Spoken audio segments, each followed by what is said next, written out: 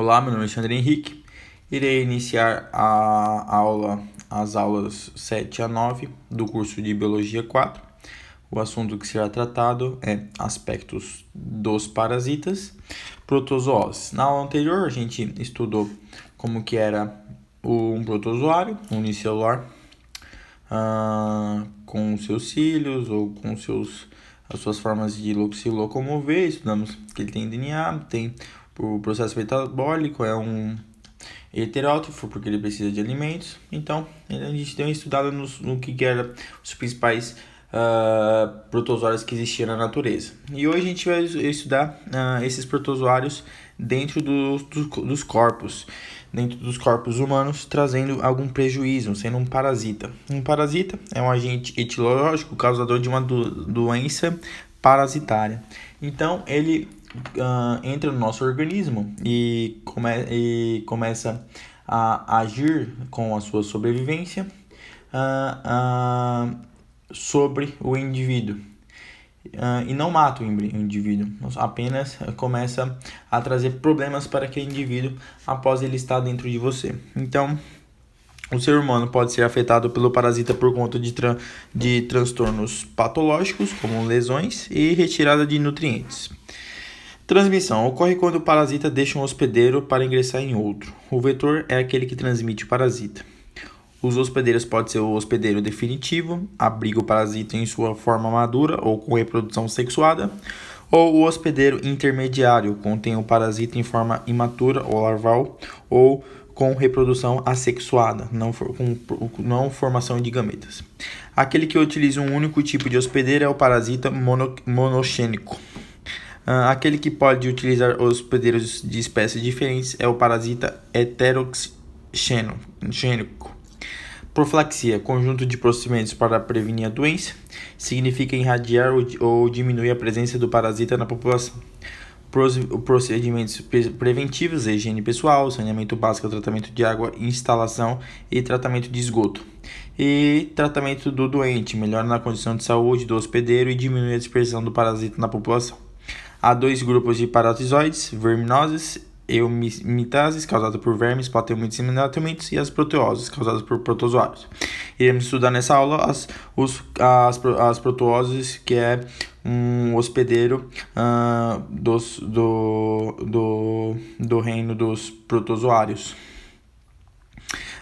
São analisadas detalhadamente as seguintes protozooses: a amebíase, a moléstia de Chagas e a malária. Então, esses três principais protozoários iremos estudar. E aqui a gente entendeu que o hospedeiro definitivo é aquele que tem a forma matura, portanto, do protozoário, aquela forma que ele consegue produzir gametas, e ali tem a formação de um zigoto com uma melhor variabilidade, comparado com o hospedeiro intermediário, que tem uma forma imatura da verminose e não produz gametas e tem sua reprodução assexuadamente por bipartização ou por uma bipartização. A célula se transforma em duas iguais. Então vamos falar da amebíase, disenteria amebiana. Bom, primeiro você se alimenta de um cisto, uma forma que os protozoários têm, que quando estão em um lugar inópito, ele vira um cisto. E quando ele está em um lugar ideal para a sua sobrevivência, ele consegue retornar à vida. Então, muitas vezes a gente alimenta o cisto, ele entra no seu sistema digestório, passa pela sua boca, entra na laringe, depois vem para a faringe, depois ele está aqui na traqueia, chega no estômago e fica no estômago. A ameba na região não cística morre quando eliminada nas fezes. Então, quando ele passa pelo sistema digestório, o protozoário morre, mas ele fica na forma de cisto. Esse cisto pode contaminar um alimento que você não lava direito, pode contaminar um local sujo, onde passou fezes. Se você ingerir, quando você vai na Praia de Santos, você ingere muito colicóricos fetais, que são cocôs. Esse cocô pode ter cisto e você pode engolir e entrar no seu sistema digestório. Então, parasita monoxênico, só tem um hospedeiro, que tem locomoção por pseudópodos. Ser humano, normalmente afetado o intestino grosso, pode ocorrer lesões no fígado, então ele afeta principalmente o intestino, o sistema digestório, o fígado, nos pulmões e no cérebro. Ele pode chegar no cérebro, ele faz uma perfuração no estômago e consegue chegar na corrente sanguínea na veia venosa, na veia cava, sobe pelos pulmões e chega até o cérebro. Ocorre uma grande lesão no cérebro e pode deixar você com várias sequelas. A transmissão, ingestão de cistos presentes em água e em verduras contaminadas. Você não lavar o alimento ou não ter um saneamento básico adequado, com esgoto jogando próximo a um leito de rio. Então, você pode tomar um banho no rio e tomar um cisto. Comer cocô. A propileflexia é o tratamento do doente, saneamento básico, cuidados com a higiene pessoal. A água ingerida deve ser fervida ou filtrada. Frutas e verduras devem ser bem lavadas. Algo bastante interessante aqui é na relação sexual, que o homem ou a mulher faz um sexo oral na parte anal da pessoa. Então, ali pode ter cisto e ela também pegar a amebiase. Outra protozoose é a moléncia de Chagas. A moléncia de Chagas é pega com um inseto, o inseto chamado barbeiro, e dentro do barbeiro ele tem um protozoário flagelado que tem um flagelo. E esse protozoário ele tem uma afinidade muito grande pelas células do coração. Ele se adapta melhor àquela circunstância com aquela atividade metabólica das células do coração. Então, você é picado, ele pica, mas ele não transmite na picada, e sim ele faz fezes quando está no seu corpo, e ao picar você coça e as fezes dele entram dentro da picada. Assim você pega o Trichomonas cruzi, que é um protozoário flagelado. Então, o protozoário invade as células onde se diferenciam em forma desprovida de flagelos. Ele se torna os protozoários multiplicam-se dentro das células assexuadamente. Os protozoários diferenciam-se em formas flageladas, a célula hospedeira é rompida e os protozoários passam para o sangue. Então ele fica nesse fluxo de ficar imaturo, ter sua reprodução assexuada, ter uma produção mais rápida e se torna flagelado. Aí quando ele se torna flagelado, o tricosomacus sanguíneo são absorvidos pelos insetos em nova picada. Se ele tiver um barbeiro tiver uma nova picada, aquilo vai passar para o barbeiro e o barbeiro vai se multiplicar dentro e vai ter a reprodução sexuada. Portanto, o barbeiro é o hospedeiro definitivo porque está na forma adulta e tem a reprodução sexuada. E depois ele passa a forma adulta também para a gente. E a gente também é um hospedeiro intermediário porque a gente fica com a parte dos cistos. O parasita afeta as células do sistema nervoso e fibras musculares. Tatu, cão, gato, gambá, roedores e morcegos podem abrigar o parasita. Transmissão: fezes do barbeiro, tipo de inseto, transporte, transfusão, placenta, leite materno e injeção de alimentos contaminados com fezes de barbeiro. Principalmente o açaí. O açaí, se tiver fezes de barbeiro e você não lavá-lo direito, você pode pegar então o protozoário, o Trypanosoma cruzi. A profilaxia é a melhora da estrutura. Bom, isso foi, a doença de Chagas foi característica da região do sertão brasileiro, porque lá existiam as casas feitas de barro e o mosquito consegue entrar no barro e viver ali dentro. Então, principalmente isso foi uma doença endêmica, que principalmente no sertão nordestino, em que muitas pessoas tiveram problemas com o coração, desenvolveu inclusive um hospital chamado Oswaldo Cruz que desenvolveu a profilaxia contra a moléstia de Chagas. Então é uma doença bastante típica do sertão nordestino. Ela é uma doença que mata até hoje e precisa de bastante cirurgia no coração por causa que o protozoário se instala nas células e fibras musculares do coração. Vamos para a terceira protozoose e iremos falar da malária, Pseudomonas sp. Não tem estrutura locomotora, portanto é um cisto. É hospedeiro intermediário, o parasita atinge células do fígado e hemácias, provoca episódios irregulares de febre. Vamos analisar como que você pega a malária. Então é um mosquito picado da fêmea do mosquito prego. Ele tem dentro do mosquito os protozoários, os Plasmodium sp, e lá dentro eles conseguem se reproduzir sexuadamente com a produção de zigoto e forma um zigoto. Na fecundação forma um zigoto e eles se desenvolvem e desenvolve vários plasmódios, que são exatamente os protozoários, e fica dentro do mosquito. Então ele tem no mosquito tem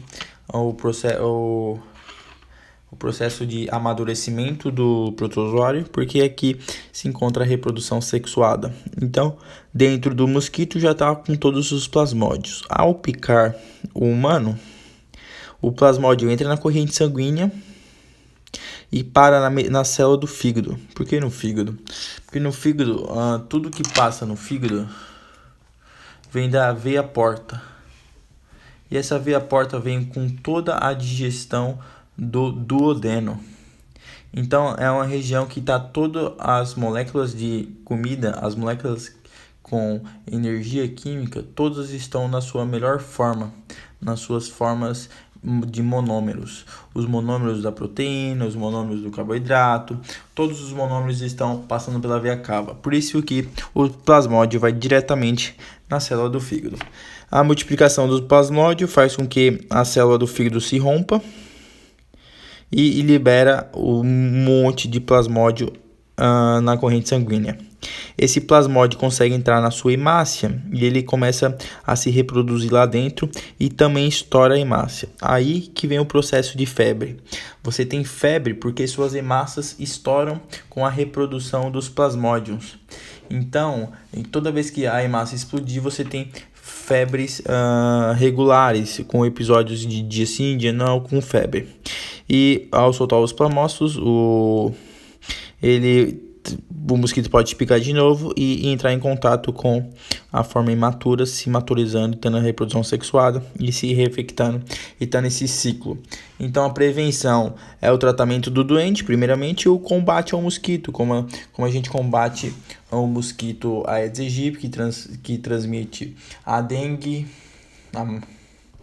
a chikungunya, a zika. Combate também a febre amarela com o mosquito do Aedes aegypti também.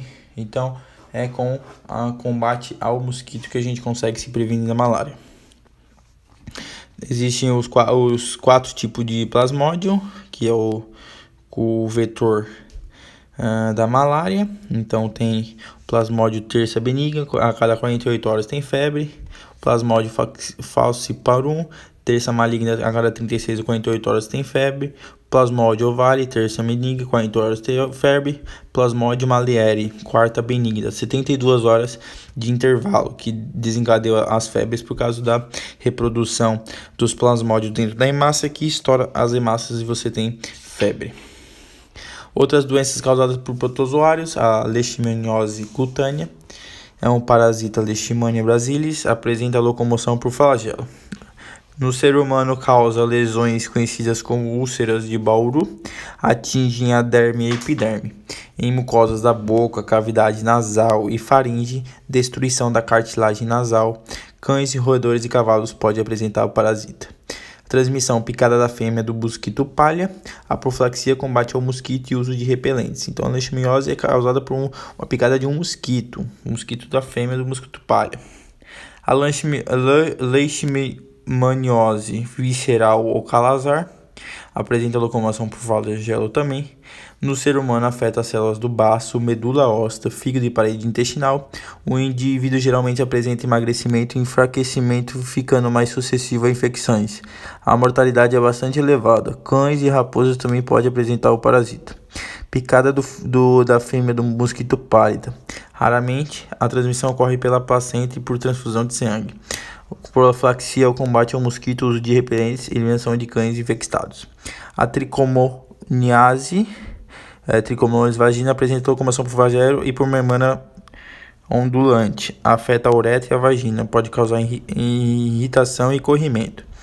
Essa aqui é a candidíase, é uma doença de transmissão sexual, uma DST, uso de preventivos e tratamento do doente. A giardíase é parasita monogênico, que portanto só tem um único hospedeiro, que apresenta locomoção por flagelo. A maioria são por flagelos, os protozoários são todos flagelados. Ele parasita o intestino delgado do homem, uma região bastante rica com matéria orgânica. Ingestão de sítios presentes na água é como você pega, você não lavando o alimento. E o tratamento do doente: saneamento básico, higiene pessoal. A água ingerida deve ser filtrada ou fervida, frutas e verduras devem ser bem lavadas. E a toxoplasmose, parasita sem estrutura locomotoras, afeta principalmente gatos que eliminam cistos pelas fezes. Cistos podem ser ingeridos por pessoas ou por porcos. A carne de porco pode ter o parasita. O parasita pode se alojar em vários tecidos do corpo, incluindo encéfalo e retina. Pode causar cegueira e debilidade mental. Efeitos mais graves em crianças e fetos. Então a toxoplasmose pega com o cocô do gato. E ela traz um protozoário para dentro da sua retina, você consegue ver se movendo. Tem bastante vídeo na internet sobre isso. A transmissão e injeção de sítios presentes na fezes do gato ou na carne contaminada, principalmente do porco. A profilaxia seria justamente não comer a carne crua ou mal cozida e ter mais cuidados adequados com os dejetos dos gatos. Mulheres grávidas não devem ter contato prolongado com gatos no período de gravidez. Vamos para as questões. 2012. No Consul, Etiópia, o homem carrega água apenas nas 2 ou 3 semanas subsequentes ao nascimento de seu bebê. Garotos pequenos pegam água também, mas até os 7 ou 8 anos. Essa é a regra seguida à risca, por homens e mulheres. Se garotos mais velhos carregam água, as pessoas começam a fofocar que a mãe deles é preguiçosa, diz Ailito. A reputação de uma mulher do canso, diz ela, assenta-se no trabalho duro. Se eu ficar sentada em casa e não fizer nada, ninguém vai gostar de mim. Mas se eu correr para cima e para baixo com 45 litros de água, eles dirão que eu sou uma mulher sábia que trabalha duro. Lamenta tímido para na casa de Alito Briano e pede permissão ao marido dela, Júlio Souto, para chegar seus galões. Souto leva até a palhaçada, onde eles são guardados. Lemeta abre a tampa de um deles e cheira, balançando a cabeça em aprovação. A família está usando o WaterGuard, um aditivo à base de cloro. Uma tampinha cheia do produto purifica um galão de água. O governo passou a distribuir o WaterGuard logo no começo da mais recente epidemia de diarreia. Lameta também verifica se a família possui uma latrina e fala aos moradores sobre as vantagens de ferver a água de beber, lavar a mão e banhar-se 2 vezes por semana. A diarreia citada no texto é um dos sintomas mais comuns de parasitose do trato digestivo humano. A maior incidência dessa doença ocorre em regiões sem água tratada e sistema de esgoto sanitário, Auxílio alternativa correta que contém apenas doença causada, cuja medida preventiva está associada à instalação sanitárias adequada. Bom, a doença de Chagas não é, pode ser dengue, não é, pode ser a cólera, a amebíase, esquistossomose e giardia. Sim. Malária não é. Então é a letra C. cistercose e leishmaniose também não é. Então a letra C, amebose, cólera, esquistossomose e giardíase, que depende tudo do saneamento básico para não existir. 5. NMPL 2014. O movimento pelo saneamento do Brasil, desencadeado durante a Primeira República, colocou em evidência as precárias condições de saúde das populações rurais. A origem e a trajetória desse movimento estiveram diretamente relacionadas à história da doença de Chagas. A intervenção ambiental considera fundamental para a prevenção das doenças a doença de Chagas. Você combate com construção de moradias, melhor condições de habitação, reduzir os locais onde eles podem sobreviver nas casas, principalmente feitas de barro. Então, a melhor intervenção estatal e ambiental seria para prever a doença de Chagas seria o combate ao barbeiro. Então, a melhor condições de habitação com redução de excesso no ambiente familiar e período miliciar. Então, letra C. Enem 2012. A doença de Chagas afeta mais de 8 milhões de brasileiros, sendo comum em áreas rurais. É uma doença causada por protozoário Trypanosoma cruzi e transmitida por insetos conhecidos como os barbeiros ou chupanças. Uma ação do homem sobre o meio ambiente que tem contribuído para o aumento dessa doença uma ação do homem é o desmatamento, invadir as regiões do habitat, ou melhor, do nicho ecológico do barbeiro. Então, o consumo de carnes, não. A utilização de adubos, não. A ausência de saneamento básico, também não.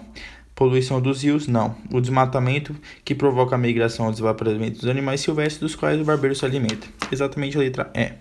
O desmatamento causa, sim, um maior contato com o barbeiro e a maior probabilidade de você ser infectado por ele, ok? Deixa o like, compartilha e até a próxima aula. Tchau!